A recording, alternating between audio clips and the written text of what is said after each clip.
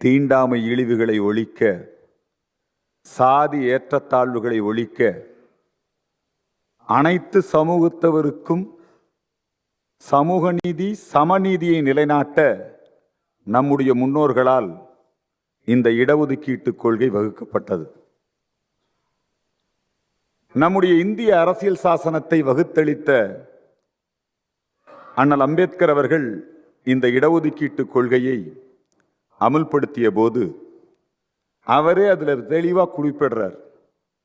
இந்த இடஒதுக்கீடு என்பது கடையனை கடை தேற்றுவது, விளிம்பு நிலையில் இருக்கக்கூடிய மக்களை மேலே கொண்டு வருவது, சமூக அந்தஸ்தை பெற்றுத் தருவது.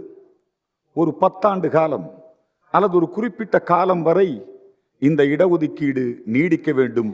அதன் பிறகு இந்த வாய்ப்பை பயன்படுத்தி மேலே வரக்கூடிய மக்கள், சமூக நீதியை பெறக்கூடிய மக்கள் எப்படி மரத்திலே சருகுகள் உதிர்ந்து போகிறதோ அதே போல இந்த இடஒதுக்கீடும் உதிர்ந்து போக வேண்டும், எல்லோரும் சமமாக இருக்க வேண்டும் என்றுதான் அண்ணல் அம்பேத்கர் சொல்லுகிறார்.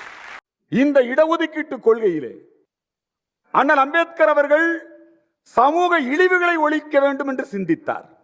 ஆனால் ஈவேரா அவர்கள் சாதி வாரியாக மக்களை பிரிக்க வேண்டும் என்று சிந்தித்தார். வகுப்பு வாரி பிரதிநிதித்துவம் என்கிற அடிப்படையில் அந்த வகுப்பு வாரி பிரதிநிதி கொள்கை என்னாச்சு? சாதி பார்த்து வேட்பாளரை நிறுத்துவது. அது வேற சாதி பார்த்து இல்ல, நீங்க நல்லா இந்த இடஒதுக்கீடு அது வேற விவாதம். தனி தொகுதி என்கின்ற முறை இந்த இடஒதுக்கீடு அது விவாதம் வேற இல்ல. இடஒதுக்கீட்டின் பலனை ஒரு முறை அனுபவித்தவன் குடும்பமே திரும்ப திரும்ப அனுபவித்து அந்த இடஒதுக்கீட்டின் பலன் அந்த ஜாதியிலே இருக்கக்கூடிய ஏழைக்கு போய் சேராமல் ஏற்பிடிக்கின்ற சாதாரண கூலி வேலை செய்கின்றவன் இன்றைக்கும் இந்த இடஒதுக்கீட்டு கொள்கையினால் மேலே வர முடியவில்லை. முதல் முறை எவன் பலனை அனுபவித்தானோ அவன் விட்டுக் கொடுக்க தயாரில்லை. எல்லா சாதிகளிலும் ஏழைகள் இருக்கிறார்கள் சார். இந்த இலவச திட்டங்கள், இந்த இடஒதுக்கீடு கொள்கை இதெல்லாம் ஜாதிகளை வளர்த்திருக்கிறது, சாதிகளை ஒழிக்கவில்லை. அண்ணல் அம்பேத்கர் இந்த 10% வளர்க்குமா? இந்த 10% சாதியை வளர்க்கும், சாதி ஒழிப்பதற்கான முதற்கட்ட நடவடிக்கை, சம நீதியை நிலைநாட்டுவதற்கான 69 சாதியை வளர்க்குது, 10 சாதியை ஒழிக்குது. 10 சாதியை ஒழிக்கும். எப்படி அல்ல, ஒட்டுமொத்தமாக நீங்க ரொம்ப சதி திட்டம், ஒரு சதி திட்டம் இல்ல. என்ன அடிப்படை மக்கள் அல்லது ஒரு ஸ்கூலுக்கு போறீங்கன்னு வச்சுக்கோங்க, என்ன ஜாதி? நீங்க ஒரு வேட்புமனு தாக்கல் பண்றீங்க, என்ன ஜாதி? இதெல்லாம் என்ன? இந்த கேள்வி வருவதற்கான காரணம் இந்த சாதி அடிப்படையிலான இடஒதுக்கீடு. அதுதான் அருள்மொழி சொன்னாங்க. சொல்லுங்க. கார்ப்பரேட் கம்பெனில 10 யார் என்ன சாதின்னு கேக்குறாங்க, இங்க வீட்டுல கேட்கல. வேட்பாளர் யார் என்ன சாதின்னு கேட்கல, கார்ப்பரேட் கம்பெனில கேக்குறாங்களே, அங்க இடஒதுக்கீடு கிடையாது. இல்ல அது மட்டும் இல்ல, அது மட்டும் இல்ல சார், கூடுதலா இத கேக்குறாங்க. யார் கேக்குறாங்க? யார் கேக்குறா? எங்க நிறுவனங்கள் தானே கேக்குறாங்க. எந்த நிறுவனங்கள் கேக்குது? எல்லா கார்ப்பரேட் நிறுவனத்தையும் சும்மா அடிச்சு விடுறாருங்க. எந்த நிறுவனமும் கேட்கல.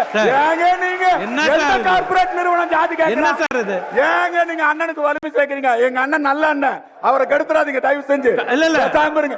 எந்த கார்ப்பரேட் கம்பெனில ஜாதி கேக்குறா இல்லையா? அவனுக்கு எவன் நல்லா வேலை செய்வானோ, எவன் அவனுக்கு நிறைய ப்ரொடக்ஷன் காட்டுறானோ, எவன் 16 மணி நேரம் குறைவான கூலிக்கு வேலை செய்றானோ அவனுக்கு தான் அவன் கொடுக்கறான். கம்யூனிட்டி சர்டிபிகேட் கேக்குற 100 கார்ப்பரேட் கம்பெனி நான் உங்களுக்கு சொல்றேன். நான் உங்களுக்கு சொல்றேன், அரசாங்கமே ஜாதி கேட்காதே, ஜாதி சொல்லாதே, ஜாதி பார்க்காதே, மக்களை பிரிக்காதே என்று சொல்லுகிறேன். அப்படின்னா இந்த 10% வேணாம், 69 கூடாது, 10 கூடாதுன்னு சொல்லணும் சார். இந்த 10%ங்கிறது படிக்கிறதுக்கு வசதி இல்லாத ஏழை எளிய மக்கள், இவங்களுக்கான ஒரு உதவி கிடைக்கிறத எதற்காக எதிர்க்கணும்? இந்த ஜாதி அடிப்படையில் மக்களை பாகுபாடுபடுத்தி பார்ப்பதை ஒருபோதும் மோடி ஒப்புக்கொள்ள மாட்டார்.